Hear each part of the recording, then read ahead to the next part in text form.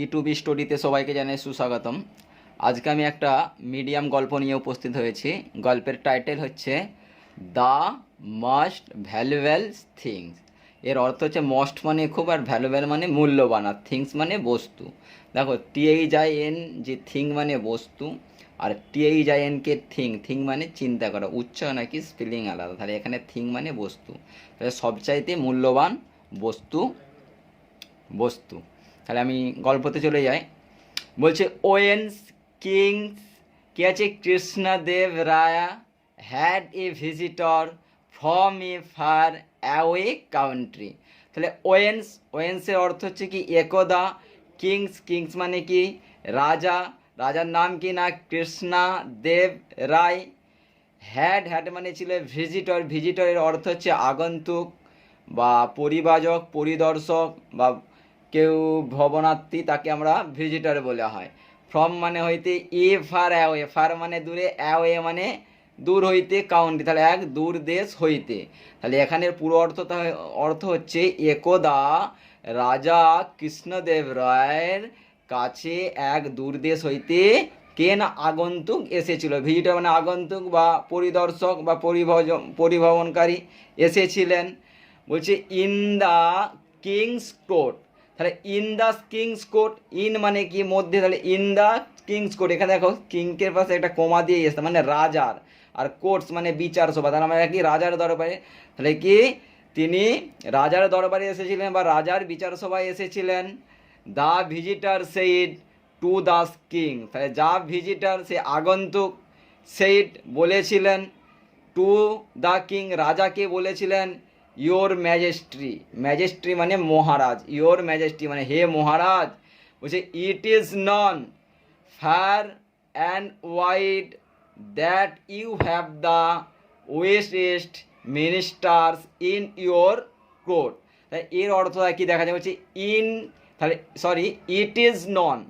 দেখো নো মানে জানা, ননের হচ্ছে এটা পাস্ট, এটা থার্ড ফর্ম। তাহলে কি জানা যায়, ইহা জানা যায়, ফার অ্যান্ড ওয়াইড। দেখো ওয়াইড মানে ফার মানে দূরে, আর ওয়াইড মানে বিস্তৃত বা চওড়া। তাহলে বহুদূর পর্যন্ত জানা যায়, দ্যাট ইউর হ্যাভ আপনার আছে, দ্য ওয়েস্ট মানে সবচাইতে জ্ঞানী। দেখো এখানে ওয়েস্ট মানে হচ্ছে জ্ঞানী, আর ওয়েস্ট মানে সবচাইতে জ্ঞানী। এইটা হচ্ছে কম্পেরিজেন্স অফ অ্যাডজেক্টিভকে কি বলা হয় না ডিগ্রি বলা হয়। এটা হচ্ছে কি ডিগ্রি না, আমি দেখো ডিগ্রি বোঝানো যায়, ডিগ্রি তিন ভাগে ভাগ করা যায়। একটা হচ্ছে কি পজিটিভ ডিগ্রি, একটা কম্পারেটিভ ডিগ্রি, আর এটা কি হচ্ছে superlative degree.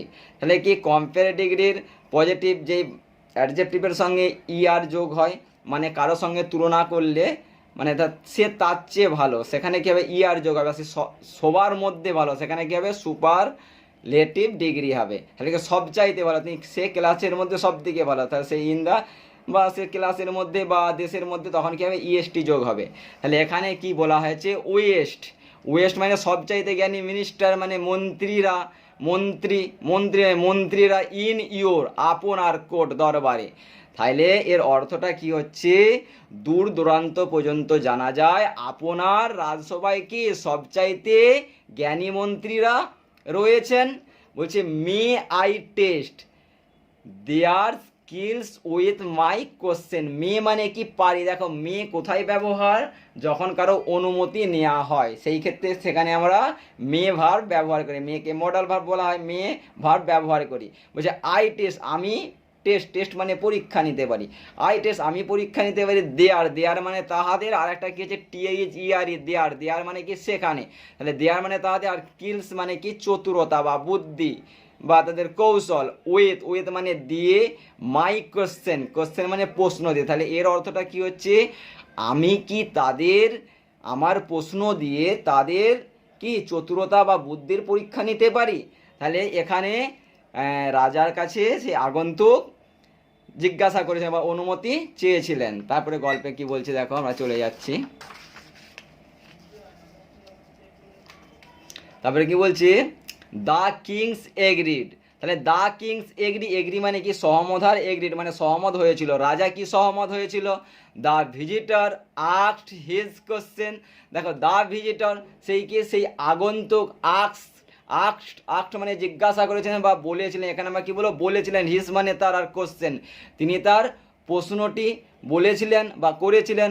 What is the most valuable things in the world, তাহলে হোয়াট মানে কি, ইজ দ্য মোস্ট, মোস্ট মানে সবচাইতে, ভ্যালুয়েবল মানে মূল্যবান, থিংস মানে বস্তু, আর একটা THIN কে থিং মানে চিন্তা করা, আর THIN কে থিং মানে বস্তু, ইন দ্য ওয়ার্ল্ড, ওয়ার্ল্ড মানে পৃথিবীর, তাহলে পৃথিবীর সবচাইতে মূল্যবান বস্তু কি, বলছে ওয়ান বাই ওয়ানের অর্থ হচ্ছে একের পর এক বা একে একে, all the minister গেভস there answer, তাহলে কি অল দ্য মিনিস্টার সমস্ত মন্ত্রীরা গেভস মানে দিয়েছিল, গেভ মানে দেয়া, গেভ মানে সেকেন্ড ফর্ম হচ্ছে দিয়েছিল, থার্ড ফর্ম গেভেন, হ্যাঁ তাহলে দেয়ার কি আছে, দেয়ার তাহার বা তাহাদের, অ্যান্সার উত্তর, তাহারাও একজন করে তার উত্তর দিয়েছিল।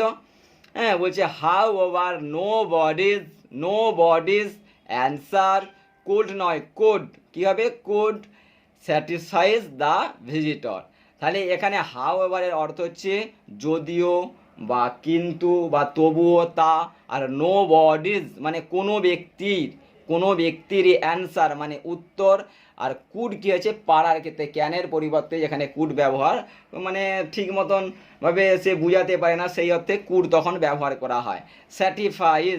স্যাটিসফাইজ মানে কি সন্তুষ্ট, দ্য ভিজিটার মানে সে আগন্তুক, তাহলে কি হাউএভার যদিও নো বডি কোনো ব্যক্তিরই উত্তরই, স্কুড স্যাটিসফাইজ দ্য ভিজিটর তিনি কোনো ব্যক্তির উত্তরে সন্তুষ্ট বা পরিতৃপ্ত হয়েছিলেন না।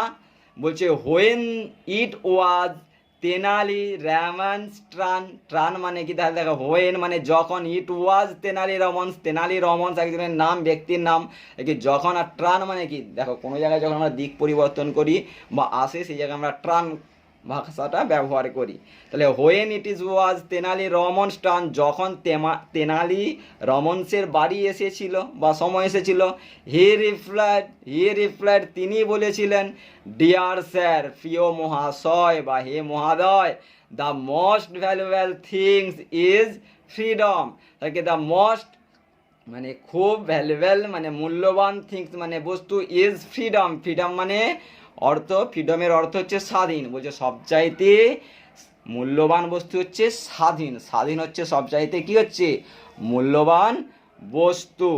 তাহলে তখন কি বলছে দেখো ভিজিটর বলছে the visitor asked Tenali to prove his point, তাহলে কি দ্য ভিজিটর সে আগন্তুক, আস্কড মানে জিজ্ঞাসা নয়, এখানে কি তিনি বলেছিলেন তেনালি, তাহলে তেনালিকে তিনি বলেছিলেন টু প্রুভ মানে প্রমাণ করতে, প্রুভ মানে কি প্রমাণ, তাহলে প্রমাণ করতে হিজ পয়েন্ট মানে বিন্দু, তাহলে এখানে যে তিনি বলেছিলেন স্বাধীনতা সবথেকে মূল্যবান বস্তু সেই কথার অর্থে এখানে পয়েন্ট ব্যবহার হয়েছে, তাহলে বলছে তুমি যে বলেছো মূল্যবান বস্তু হচ্ছে কি স্বাধীন, তার তুমি প্রমাণ করো, বলছে the visitor asked Tenali to prove his point, তাহলে কি ভিজিটর বা সেই আগন্তুক তেনালি রমন্সকে প্রমাণ করতে বলেছিলেন। বলছে Tenali agreed to do so the next day, তাহলে কি তেনালি এগ্রিড সহমত হয়েছিল টু ডু করতে, সো তবে বা তা দ্য নেক্সট ডে, তেনালি সহমত হয়েছিল সেটা পরের দিন করতে, তাহলে কি বলছে the visitor was taken to the royal guest house, তাহলে দ্য ভিজিটর ওয়াজ টেকেন, দেখো টেকের এটা থার্ড ফর্ম, টেক মানে নেয়া, আর টোক মানে নিয়েছিল, আর টেকেন মানে নিয়েবে, তাহলে কি the visitor was taken third form, তাহলে কি taken to the royal guest মানে কি রাজকীয়, গেস্ট মানে অতিথি, আর হাউস মানে ঘর বা গৃহ, তাহলে কি সেই ভিজিটরকে বা আগন্তুককে কোথায় নিয়ে গিয়েছিল, তাহলে এখানে থার্ড ফর্মের জন্য কিন্তু নিয়ে গিয়েছিল, মনে থাকবে, তাহলে কি the visitor was taken to the royal guest house, তাহলে কি সেই আগন্তুককে কোথায় নিয়ে যাওয়া হয়েছিল না রাজ অতিথি গৃহে নিয়ে যাওয়া হয়েছিল।